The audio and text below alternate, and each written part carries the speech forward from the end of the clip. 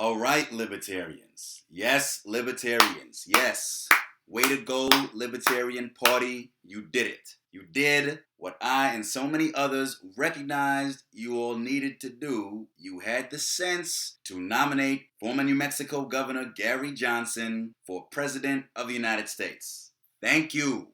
I already explained in a previous video just why Gary Johnson is the only presidential candidate I have ever seen fit to really support, or would have supported if I could vote in U.S. presidential elections, since I first came to self-identify as libertarian almost exactly 10 years ago. I've made my views on that subject in pretty broad terms, reasonably clear. I am a very pragmatic and realistic sort of libertarian, one who recognizes the absolute necessity of some degree of compromise in order to get things done in the real world, particularly in the political realm.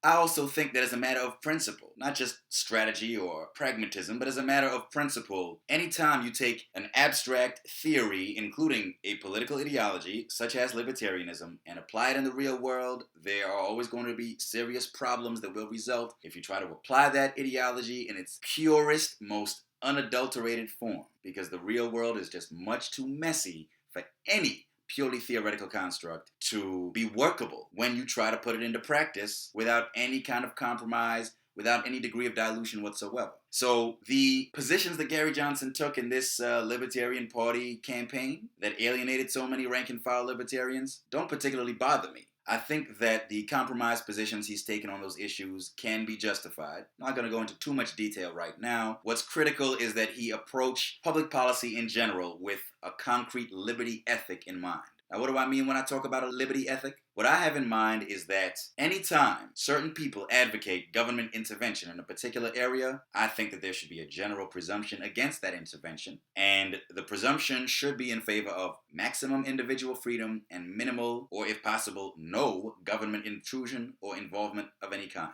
And if there has to be any government involvement, then that involvement should be kept as minimally coercive as possible, and not coercive at all, if that's possible as well. I think that those who are advocating government intervention in any area of public policy should bear the burden of proving that that intervention is necessary. In a nutshell, that's because government functions based on coercion. The money that it uses, that it spends, is forcibly confiscated from people's incomes, from people's assets, from their bank accounts and their paychecks, against their will, or at least without their consent necessarily being secured.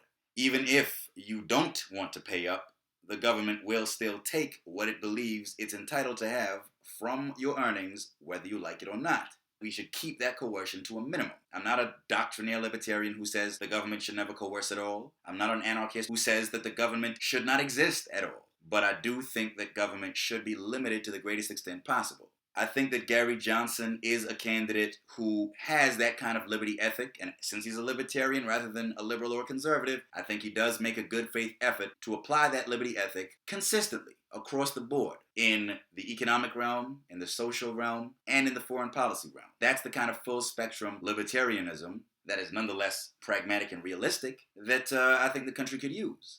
I think that it's a good thing as well that Gary Johnson actually has experience governing something. He's governed an actual state in the real world. He knows what it's like to have to make the choices and the compromises that come with actually governing, especially at the executive level. And he's managed to be a successful two-term governor in a mostly Democratic state, a state that has a large Latino population at that. This is a man who knows how to reach out to blocks of voters that non-liberals and leftists have had difficulty appealing to up until now. In addition to all of that, he is actually a successful businessman. I think he ran his own construction company that he built up from the ground. So he actually knows what kinds of challenges business owners face, and he knows the ways in which government all too often gets in the way unnecessarily. So all of these factors and more, I think, combine to make Gary Johnson a very attractive candidate indeed, especially in an election such as this one, where the two main parties' candidates are so widely disliked and even roundly despised by so many Americans,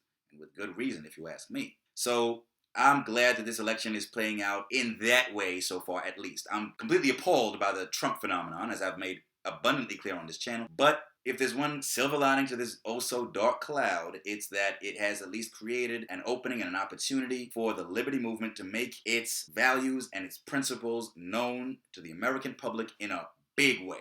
And I really hope that Gary Johnson comes through on that front. he's not actually going to win the White House. I don't think he'll come even close. No third-party candidate can. Things haven't changed that drastically just yet. But I think he can create a platform from which libertarians can become a more meaningful presence and force in American politics than we are today. I think he can really put our name and our philosophy on the map with the American public in a way that was damn near impossible up until now.